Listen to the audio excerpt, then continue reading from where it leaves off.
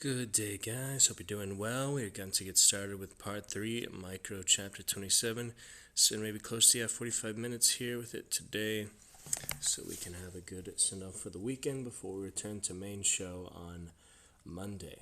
Looking good for that. So let's get back to it for the glory of the Dragon's Roost, the Targaryen dynasty, right after this Star Trek ad on the tablet. Then we're looking good. We will test the broadcast live, the best way to do it so we don't have any more Wi-Fi hiccups unexpectedly. On Do Not Disturb mode, fun stuff for the show last night. Onto it in a bit here tonight as well. Figure out stuff in the meantime, and we shall see. But for now, let's get to some micro. Enjoy for the time we have. Eyes open. But for now, let's get to some micro. Enjoy for the time we have. Eyes open. Alright, we'll mute that, and we are looking good to begin. Of course, better off for that. So, good fun, recent streams, readings. We'll get to more micro throughout next week, but main show will return in the meantime, including our Lovecraft tale. We'll get back thing on the doorstep on Tuesday, so that will be great. Alright, we finished off with the death of the main character, Peter Jansen. Karen, get away, Peter said, hauling himself to his feet.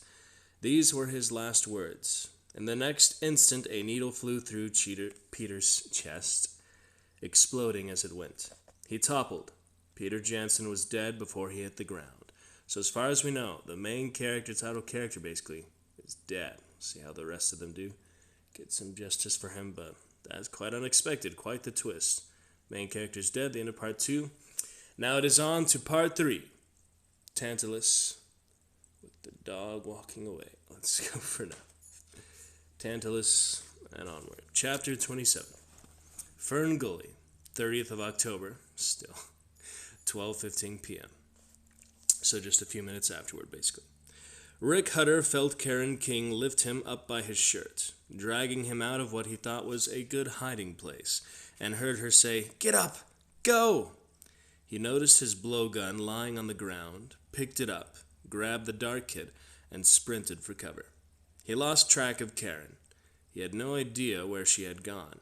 He ran underneath a stick, bashed through some leaves, and began to run among fern stems looming over him. That was when he saw the insect vehicle, a 6-legged truck up there on the fern, clinging to a frond and moving along it.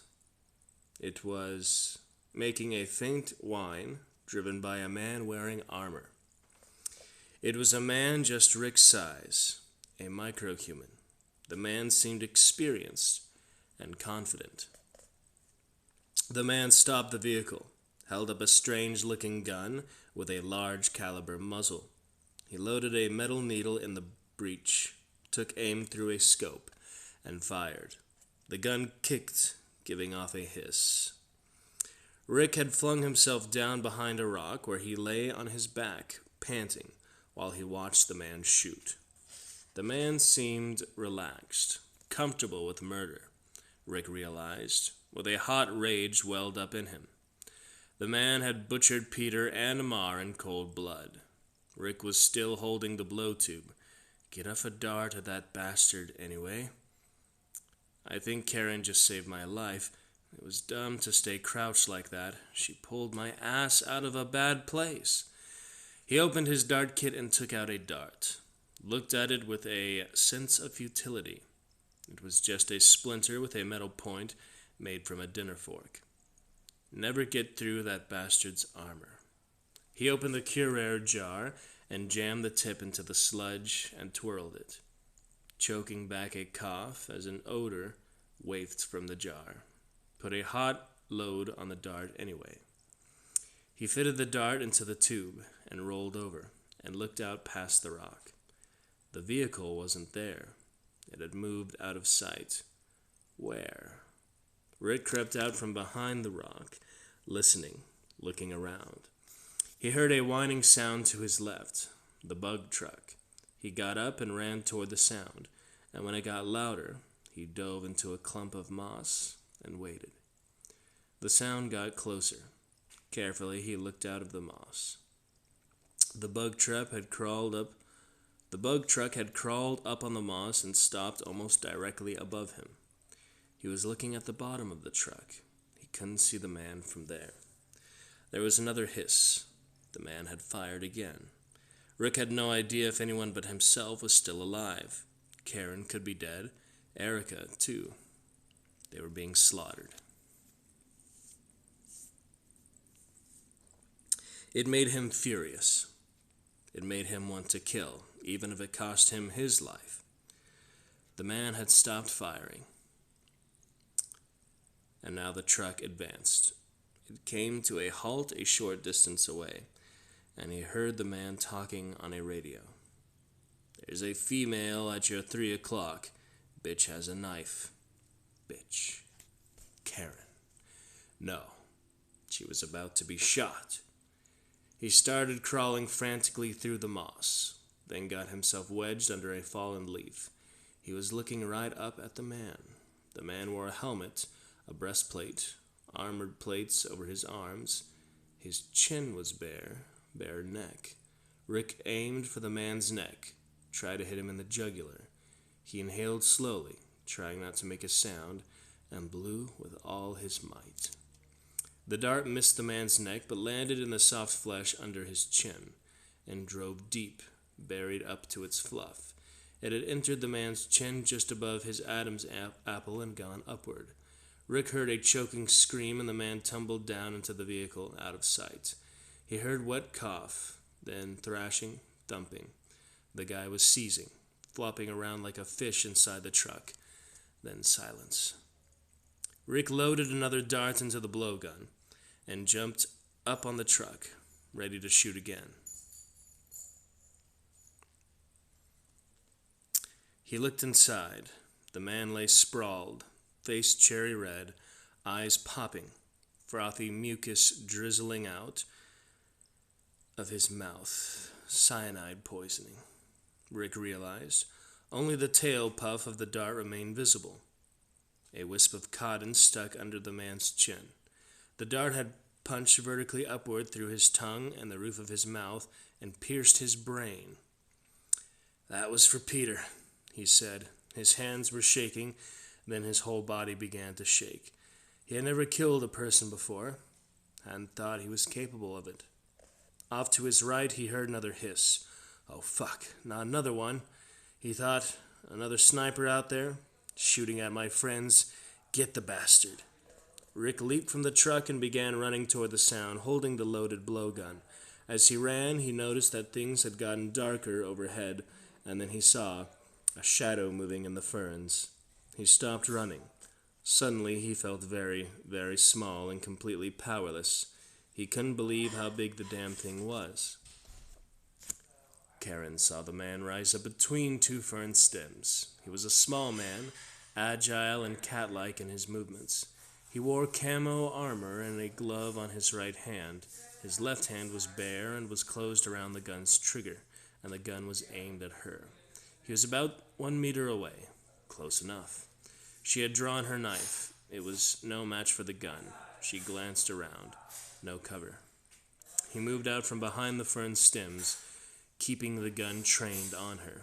He seemed to be playing with her, for he could make that shot easily. He spoke into a throat mic. Found her. After a pause, he added, You copy? Evidently, he didn't get an answer. Copy?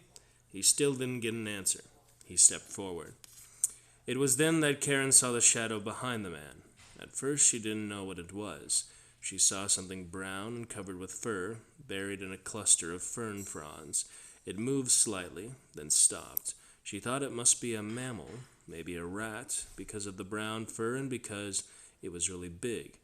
But then a leg appeared, a long, tapering, jointed leg, an exoskeleton covered with bristly brown hair. Then a fern frond was pushed aside, and she saw the eyes, all 8 of them. It was an enormous spider, as big as a house. The spider was so vast it seemed almost unrecognizable as a spider. Karen knew the species, though it was brown. It was a brown huntsman, common in the tropics. It was a carnivore, too. Huntsman spiders don't build webs. They are ambush predators, and they hunt on the ground. This one was holding its body close to the ground, a sign that it was hunting. It had a flattened body, protected by hair, with sickle-shaped fangs folded under bulbous appendages. This one was female. She would crave protein, Karen knew, since she was making eggs. Karen was struck by the stillness of the spider. Since it was an ambush predator, the fact that it wasn't moving was bad news. This meant it was hunting. The man stood with his back to the spider, unaware of it. Its constellation of eyes stared at the man like droplets of black glass. Karen heard a soft, moaning intake and exhalation of air flowing through the spider's lungs, located in the spider's abdomen. "Johnstone, do you copy?" the man said.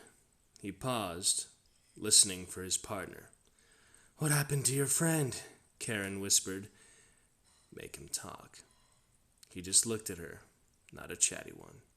She kept her body very still, no sudden movements. She knew that a spider couldn't see very well, even with so many eyes, but a spider had highly accurate hearing.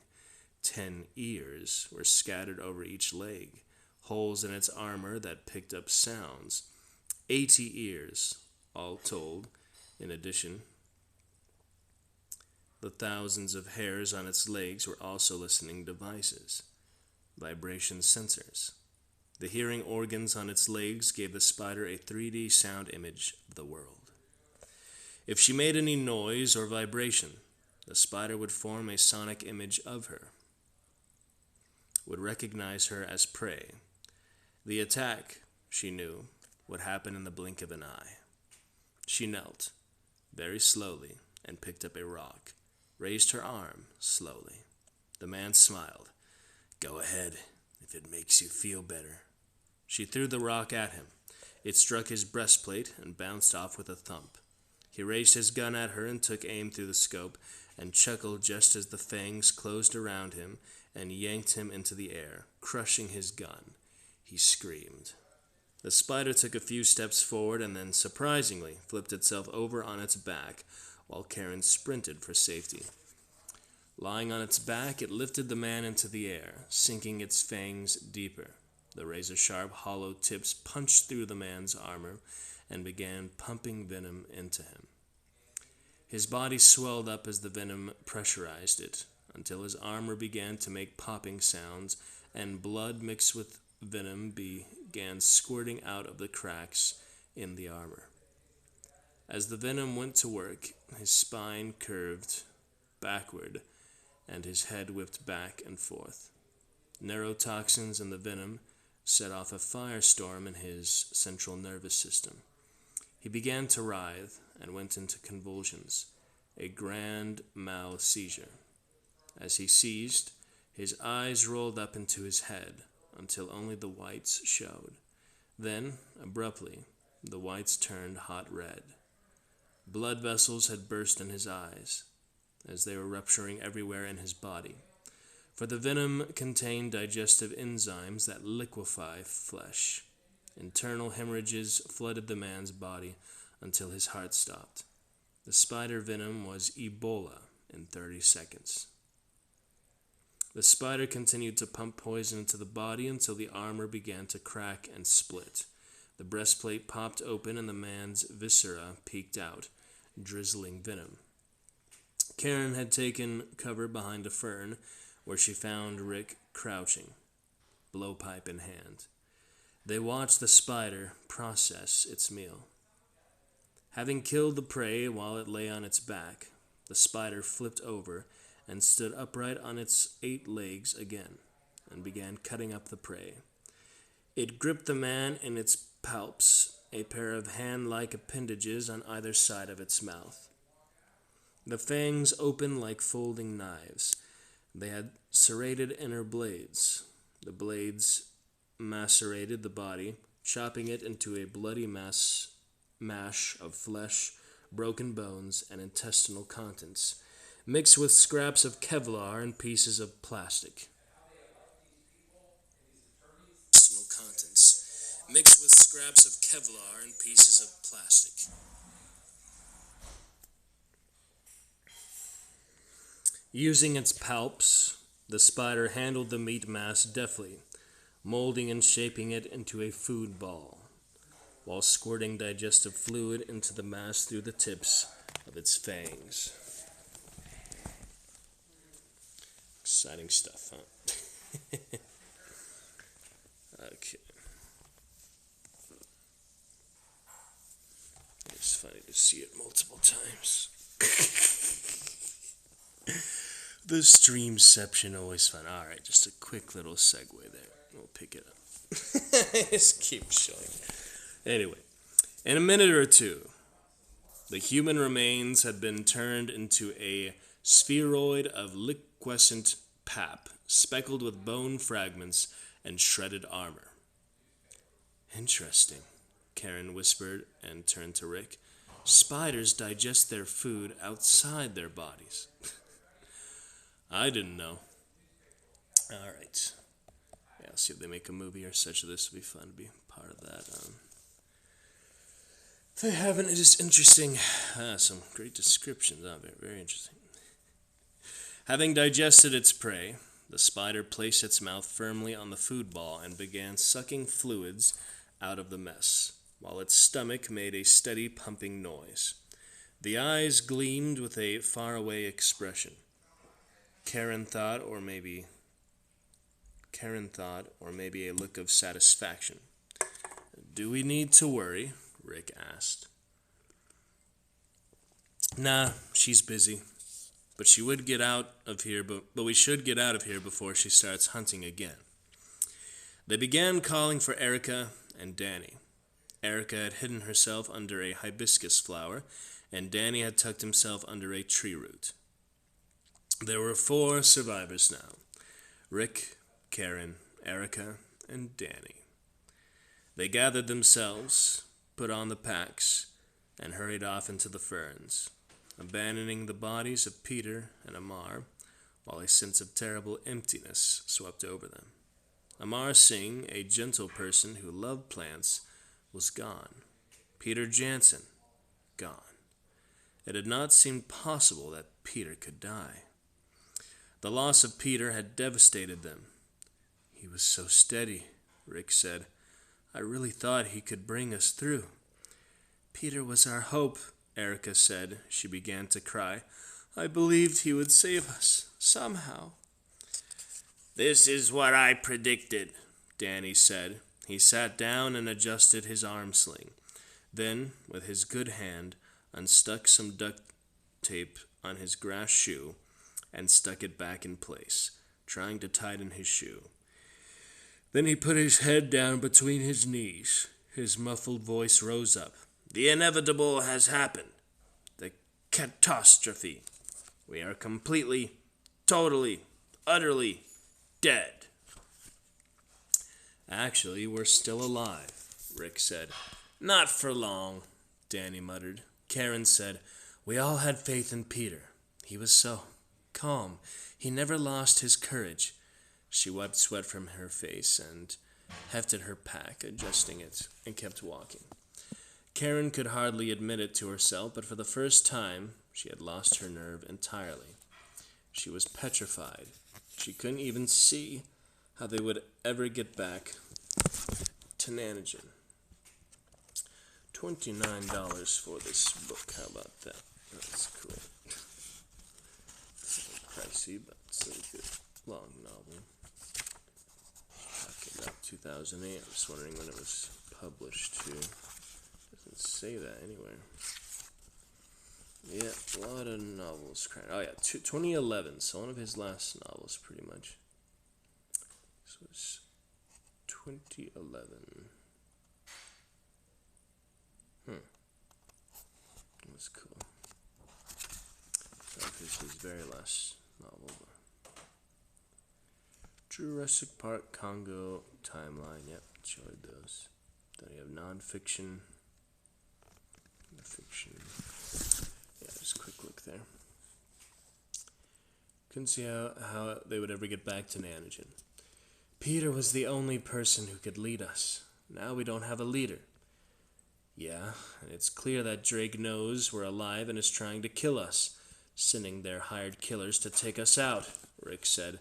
We got rid of 2 goons, but who knows who else is out there with orders to kill us. 2 of them? Karen asked him. Rick answered her with a grim smile. Look straight ahead. The hexapod stood crookedly on top of a mound of moss. Rick leaped into the vehicle. A moment later, a body was flung out, spinning through the air, and landed with a crash at Karen's feet. She saw the man's armor, the dart embedded in the man's chin, the eyes bulging, the foamy tongue thrust out. She drew in her breath. There had been 2 snipers. Rick had said nothing about it until now. You killed this man. Get in, Rick said, busying himself with the controls. We're driving to Tantalus, and we've got a gun. Alright, that'll do it for chapter 27. Just considering going on for more. I know we said maybe 45 minutes for this stream, but I think that is a pretty good amount for now. So, hope you enjoyed. I'm going to get ready for the show. Some of the things here shortly. So, in the meantime, say hello to Real Live Dog. Fun. Yeah, it's nice you can switch the camera so easily. Just the matter of the Wi-Fi internet connectivity is tricky sometimes, but yeah, it seems to work pretty good, so that's nice. Anyway, see you after the show tonight, tomorrow. I look forward to return to main show on Monday. That's what's up next. So, thank you to Carissa chatting for our dress rehearsal stream, and hope you enjoy this continued series for the micro playlist. We'll pick it up here Monday. Good 22 minutes for now. If we got a lurker here last minute, sorry, but I think we will end it for now in the interest of other preparation and things for the show tonight.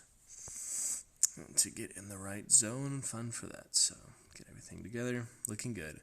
Main show return Monday. Hope you enjoyed some micro for now. Until then, take care. Eyes open. And catch you shortly. Good to see you. And see you soon.